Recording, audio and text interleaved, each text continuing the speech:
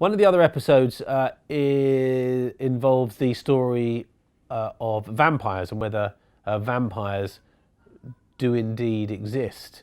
And interestingly, during the course of the show, I met some vampires, which was interesting to say the least. But what was more fascinating for me was to try and understand where the stories of vampires come from. I think we're all familiar with Bram Stoker's sort of Victorian Count Dracula fantasy, but where does this come from? Why do we get this kind of, Eastern European count with the funny nose and the big teeth, who likes sort of sucking blood from people's necks?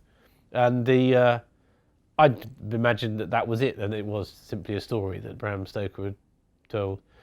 But in fact, there's plenty of evidence of vampire burial sites in Eastern Europe and in Hungary and Romania from the sort of 13th, 14th centuries.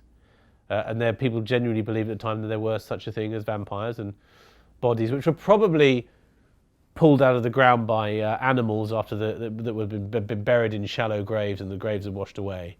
But certainly people had suddenly found members of their village that they had died, they'd buried, suddenly appearing, in the daytime with their bodies in different places to where they were buried, and they were kind of thought, my goodness, they're coming awake at night, and so they staked the bodies back into the graves. That's where we get the myth of the to kill a vampire, you have to drive a stake through its heart, because they were actually pinning the bodies into the graves to stop them leaving the graves at night.